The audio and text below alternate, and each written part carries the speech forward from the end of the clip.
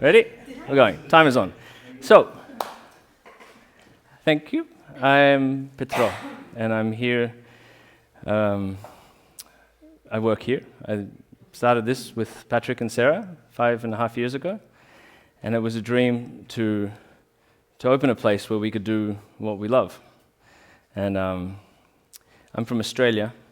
I grew up kind of unconventionally Australian. I had Ukrainian refugee grandparents, so I grew up speaking Ukrainian at home, and I was always a little bit different in some way. I felt an outsider. But being an outsider, because I didn't play sports on the weekends, I was at Ukrainian school, and I was at Ukrainian church, and I had Ukrainian friends, being that and not being part of the Aussie culture, was just that outsideness. After a while of being teased for it, I realized, well, people call you different names. They don't really hate you, you know? They just didn't know what box to put you in, so they want to call you names or something. So I got over it being different, and now I really appreciate where I came from. And I think that upbringing allowed me to be comfortable with being uncomfortable. And that's kind of the theme of where I want to talk about today.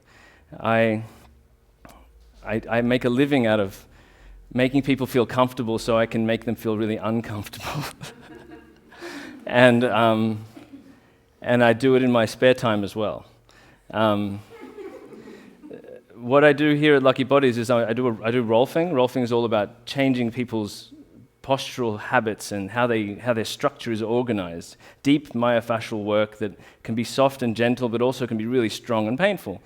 And it has a reputation for being strong and painful, and yet I do it in the most loving, caring way I can, and with the overarching feeling that you need to feel safe at all times. And you can always tell me to stop, and you can always tell me a little less, because when your nervous system calms to that little less, you can open.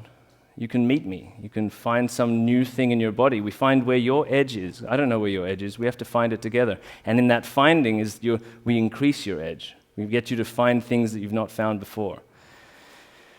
And there's a little bit of theory involved in this. There's somatic experiencing, which is what I'm studying right now, which is trauma healing.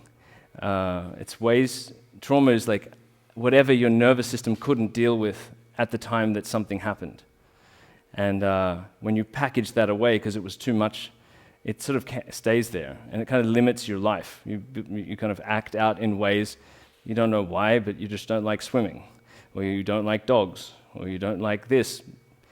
So when you can be safe enough to feel all that fear that was then packed away, you make friends with it, and suddenly it's like, oh, I didn't like that dog. And when a dog barks, I don't go back into my trauma again. So I've integrated that fear, I've integrated that experience, I've let it into my body. And the theory that goes behind that is something called polyvagal theory, where we talk about the vagus nerve, this long meandering nerve that goes to all our organs. And when it turns on, we digest food, we breathe comfortably, our organs in that rest and digest state, we connect socially with our eyes, we can see people, we can accept, and that's the healthy functioning vagus nerve. When something happens and a lion goes raw over there, or a car screeches its wheels, we get shocked. We go into sympathetic activation, activated of the adrenals, and we want to escape, we want to run, we want to fight, we want to do those things, and we're not resting, and we're not digesting, and we're not socially connected. Our ears are actually, the muscles in our ears are actually tightening, so we hear lower pitched sounds. We don't hear voices as much, we hear the lower stuff. We need to know where the danger is. And in that state, we can't really learn very easily. It's all this adrenaline and cortisol is pumping in our systems, so we have a lot of inflammation problems. And yes, that's enough. I don't want to go too far. Time's running out. The further we go, when we can't escape the car that's coming or the lion that's jumping over, we freeze, play dead. Animals play dead. We do it also, and that's the dissociated state. And that doesn't have to even be that severe. Have you ever been in a conversation with somebody and they're talking about something and it's so uncomfortable that you're just not there anymore? I'm not really listening. I'm out. I can't connect with them. I don't really care. I want to be somewhere else. This dissociation is when the vagus nerve is in that protective state. I'm not safe enough. And It's only through then finding connection to my body, the senses, what can I hear, see, taste, smell, can I then feel safe? Okay, I'm here and I know the table and I know you people, I can see. So I'm safe enough to then breathe, calm, nervous system goes back into that vagal nerve activation, and I can connect with faces and I can listen to what you're saying and actually care about what you're saying. I'm not afraid for my life, you know. And our nervous systems don't differentiate between there's a tiger and my partner's telling me I didn't do the dishes, or whatever those things that might be. So being comfortable is the key to that. The more resourced we are, the more comfortable, the more safe I feel, the more I had a good night's sleep, wasn't on my phone watching Netflix for too many hours, I had a good conversation with a friend and I shared something that allows me to be much more openly resourced, so that when the car does come, I just get out of the way. And I don't think it's personal, and I don't think, wow, I almost died, and freak out for the next 4 hours. I am more resourced. And so this being comfortable and safe is really important in our lives. Treasuring this vagus nerve and being in introducing things in my life that make me feel more comfortable, then allows me to be more challenging of my comfort zone. So being uncomfortable with being comfortable, it's that stretching. And I have several themes, and I'm jumping around a bit here, but we started this place, and it's the same theory. You know, we have our dogs here, the kids are doing homework here or watching films here. We don't have a receptionist. We just open the door and we welcome you into our home, you know. And then we help with whatever's you need. And maybe that's uncomfortable. Maybe it pushes your edge to say, oh, I need to learn how not to be up here and focused all the time. I need to learn how to be here. Wow.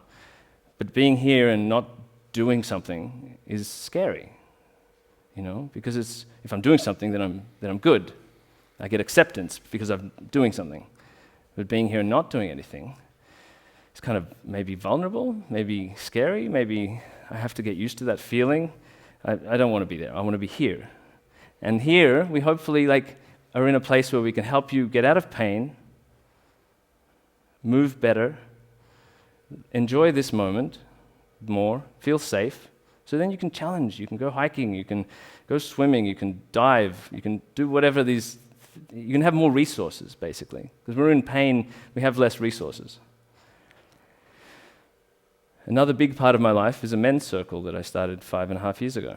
And it was because I realized on a retreat that I was on that I didn't know how to connect with men. I realized I was in a group with men, and I felt like a little child.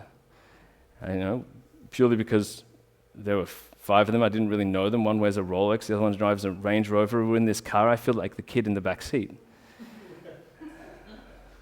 And after a day where we had this project we had to work on, I realized I was a super integral part of that process. I put in, I wasn't acting from the child space, it was just how I felt. And I realized I need men in my life. I need to be around men, to stand up, because I grew up not playing competitive sports.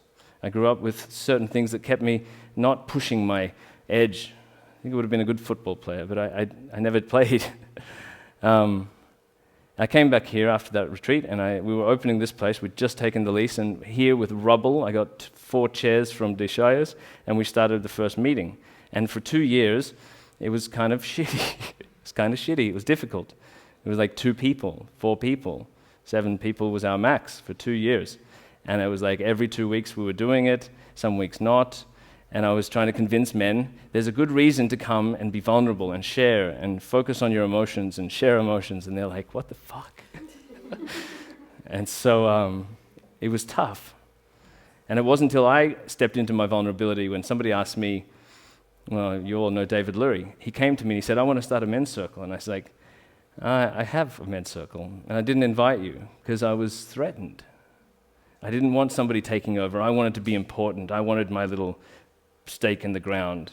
And you're this international yogi teacher. You just teach us 300 people at a time. And I'm like, I don't know. And judge. I said, well, I just admitted my vulnerability because this is what I want to do. I want to be uncomfortable to grow and stop being freaking uncomfortable. And he was like, okay, amazing. Thanks for sharing. He cried, I cried. We started with a concept that he'd brought that he was using in San Francisco with a structure that meant that we spoke to a couple of guys, we got them interested, and we had, since then, 10 or more people every week meeting here and going deep. We created a container of safety with a structure, this structure that had been formed in California, of course, where we have confidentiality as the main key, so we can actually go into our dangerous, scared places and be honest. Honesty, tell the truth, be your word. Don't slip off and be like saying one thing and doing the other, or committing to something and not coming through with it. Be your word, push your edges. Trust the men around you. Ask them to trust you. And that container means that we are pushing. We push each other, we support each other. And it's only because we feel comfortable in that container, and the man cave here, which soon is going to be a woman cave, I heard. In the man cave, we have this safety, and that in that safety, we get to really like go into where am I blocked? It's not comfortable. It sucks sometimes. I have this metaphor that I felt one time. I came out of here and I felt like I've just like surfed a big wave. These big wave surfers where the wave comes up like 40 meters and they're just shooting down the thing and they're about to die. They're like this close.